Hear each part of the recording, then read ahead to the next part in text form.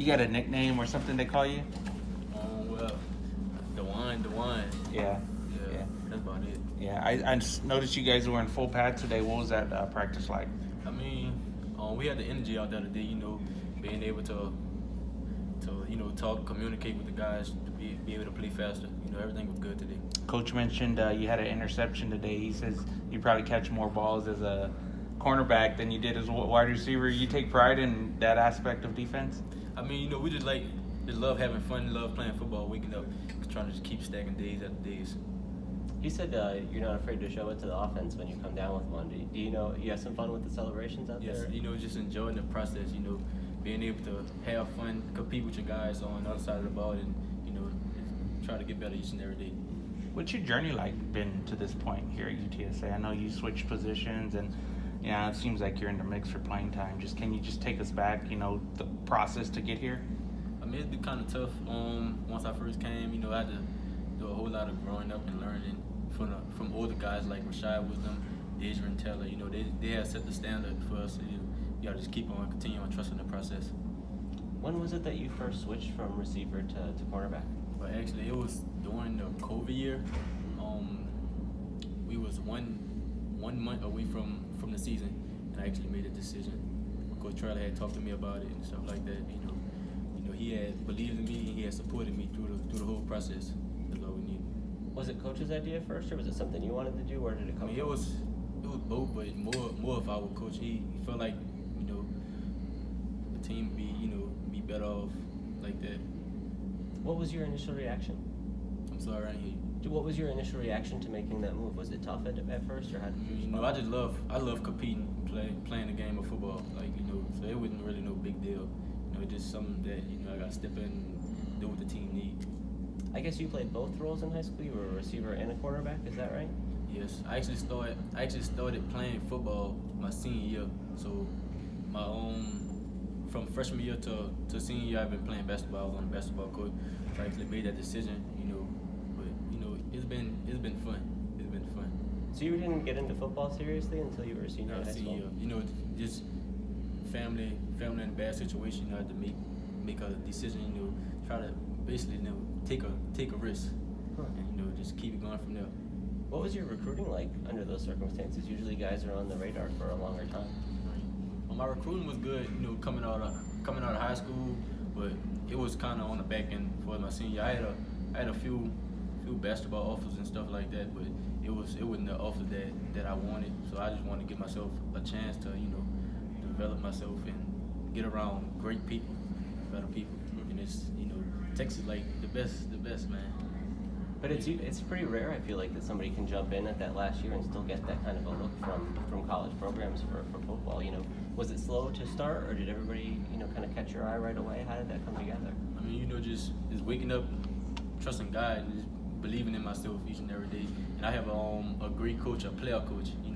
He showed me a lot of stuff that I could try that practice to see if I'm comfortable. So it's never just me. It's about the people around me that help me. You're from New Orleans your whole life, or? Yes, sir. Yeah. What's it like? A lot of people don't know what it's like there, especially here in Texas. Just what's it like being a kid from New Orleans making it to Division I? I mean, it's very rare. Yeah. We kind of off, kind of in the back, but I feel like it's very exciting to go visit, but it's not a good place to be at if you want to be settled.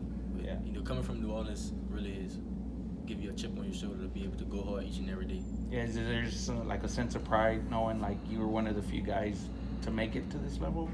Yeah, but I just always believed in the process, trusting the process, just always keeping God on my side. Coming from that background, what are some of the biggest adversities you feel like you've overcome to get here? What were the biggest challenges for you? I'm sorry, I didn't hear you. What were the biggest challenges or adversities you've overcome to get to this point in your career?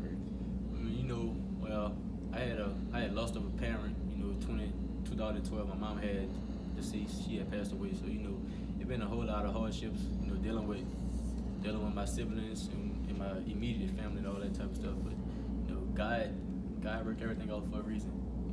Ain't nothing that we can't do. And I actually learned that we never really prepare for nothing. But, you gotta just react and adapt to whatever situation it is. Is that your mom on the necklace? Yes, sir. What's her name? Kimberly Griffin. How about, more on the football side? When you transitioned from offense to defense here, did you feel like you had a lot to learn, or what was that process like? Well, not as much, because I actually played receiver, and once I played receiver, I actually wanted to learn a lot about that position. So once I actually switched positions on the other side, I knew about alignments, the different splits that they use, and stuff to get me to play faster. Just playing the game in my head, really. Did it help you at all to see the kind of success Tariq had moving from wide receiver to corner, and then Yes. now where he is? Yeah, just seeing Reek was definitely like, just try to put myself in his shoes, just try to see stuff his way. He actually helped me a lot, just talking me through things. Like last season, after every practice, he just pulled me to the side, try to coach me up on things, make sure I'm patient step every time, just playing with technique, really, that type of stuff. What's your relationship like with Coach Graham? Like, how has he helped you? Me and Coach Graham, he really he uptight on me, man. It's a great relationship, really.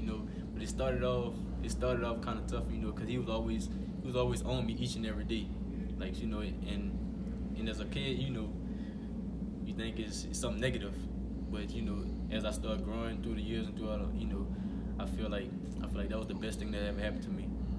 Placing somebody like that in my life, really grateful for him.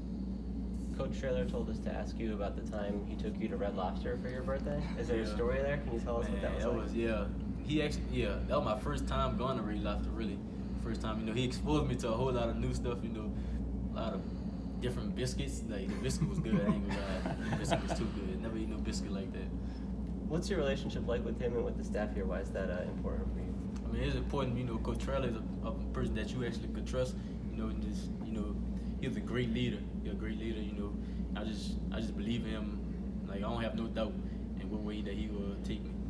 How does a guy from New Orleans never have had lobster before? Man, tough situations, not able to get it, really. Lobster's expensive, Vinny. Yeah. We don't make your kind of salary. Neither do I. What's the potential of this team this season?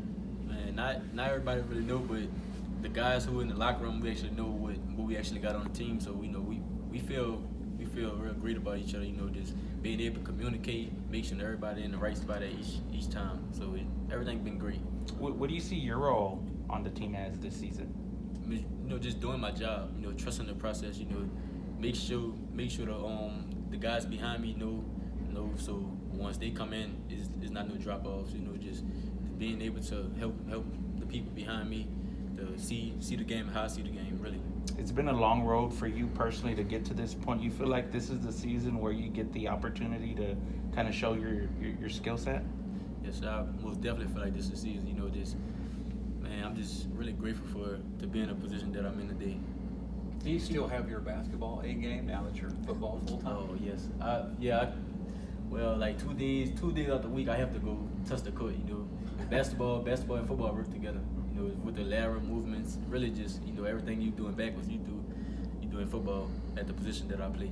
So it's been great. Basketball helped me a whole lot.